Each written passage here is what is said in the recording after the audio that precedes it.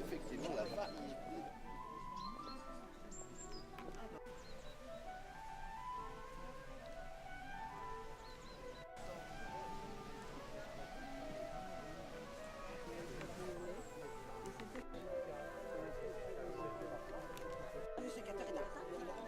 Et alors, qu'est-ce qui a abîmé le doigt? Je l'ai pris par la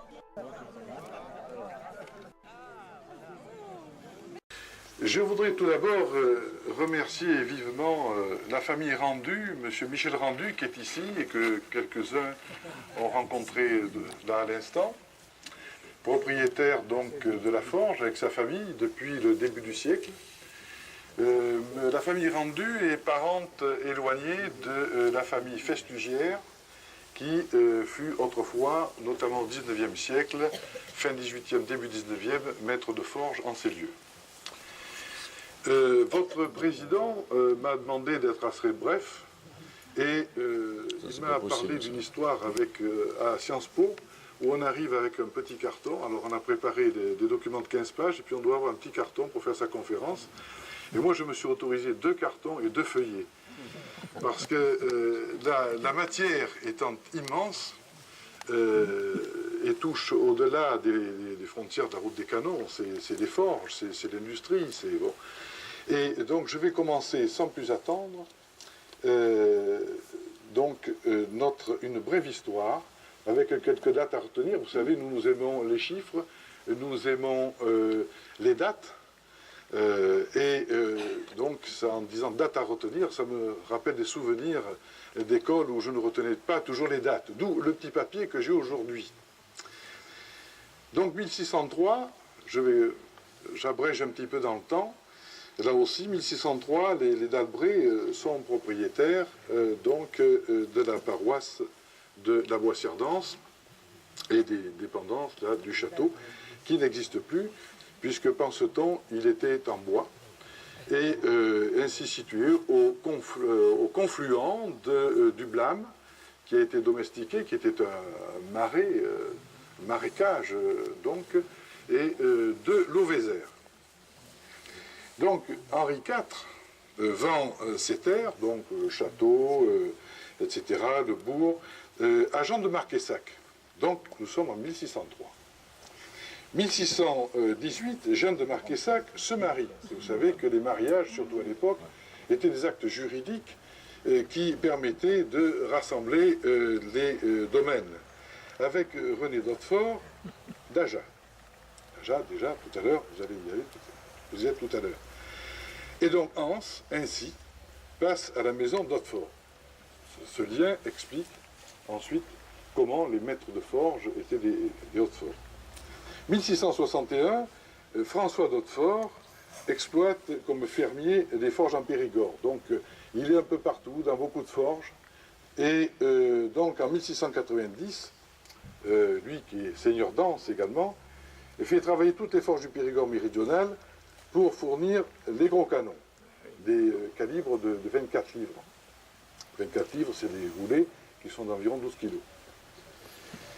Et là, 1691, donc, il a de grosses difficultés financières. Mais finalement, François d'Hautefort sera un peu la victime financière de tout cela, parce que tout ça finit assez mal financièrement pour lui. Et par contre, pas forcément pour les Bertins. Les Bertins ont plus de chance, quoique ses associés.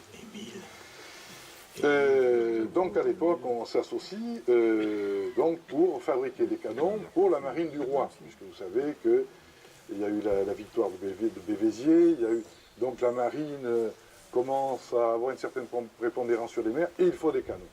Donc il y a des commandes de canons, et Hautefort est bien placé pour cela, et puis vous savez que la famille d'Hautefort est bien en cours à cette époque-là. Nous avons un personnage célèbre, c'est Marie d'Hautefort, favorite de Louis XIII. Maintenant, évidemment, pourquoi s'installer ici? Le choix du site. Nous avons donc le confluent, nous avons l'eau, il faut de l'eau, nous avons du fer dans la région, du fer pur, beaucoup plus pur que celui de Lorraine, qui ne demande pas les mêmes traitements. Seulement son extraction est un petit peu différente. On ramasse le fer ici de façon un peu plus disparate. Et puis, il y a l'eau et le bois pour le charbon de bois.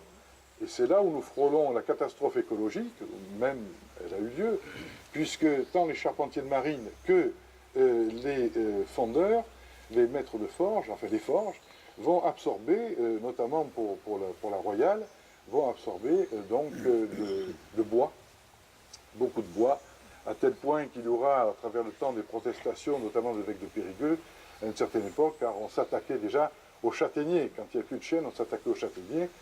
Et évidemment, les châtaigniers, c'était aussi la nourriture des habitants. Donc il fallait choisir un petit peu, ça posait quelques problèmes.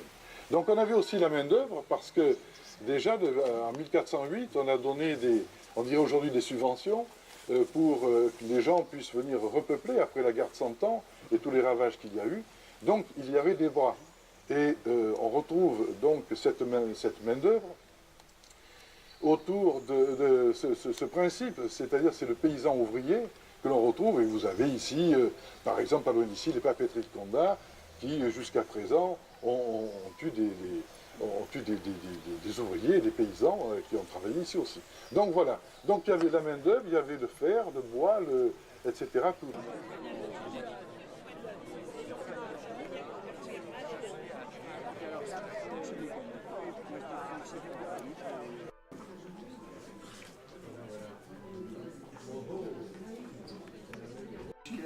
Avec le maire de Tenon, conseiller général, qui a occupé plein d'autres fonctions électives, et qui a beaucoup facilité notre séjour dans cette région pour cette journée. Et déjà, Dominique, je vous dis merci pour votre très active collaboration. Donc, Maître également, merci. Mais vous savez que Maître Chevnou va être avec nous au déjeuner. Et pendant le déjeuner, s'il y a certaines questions pointues que vous avez le temps de préparer, on fera un temps de silence pour vous permettre, comme moi, de réintervenir et de répondre à ces questions pointues. Je me dis qu'elles étaient étonnantes.